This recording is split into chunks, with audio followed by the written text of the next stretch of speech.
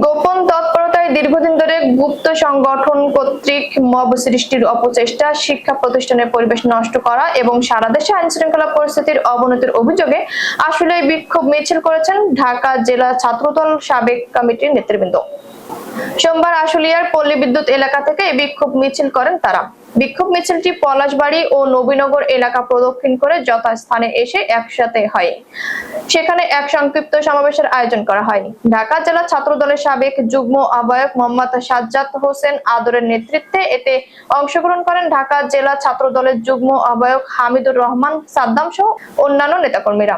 সমাবেশে ছাত্রদল নেতা আদর বলেন, আগামী রাষ্ট্রনায়ক তারেক রহমান যে 31 দফা ঘোষণা করেছেন তার আলোকে বাংলাদেশ বিনির্মাণ হবে এবং বাংলাদেশের বিভিন্ন পথে বাধা সৃষ্টি করার জন্য তার উপর ঈর্ষান্বিত হয়ে কিছু কতিপয় মহল বিভিন্ন চক্রান্ত করে যাচ্ছে। তার নামে বিভিন্ন মিথ্যা অপবাদ দেওয়ার চেষ্টা করছে। তারেক জিয়ার নামে কোনো অপবাদ বাংলাদেশ জাতীয়তাবাদী ছাত্রদল নেতা ও কর্মীদের গায়ে রক্ত থাকতে মেনে নিবে না।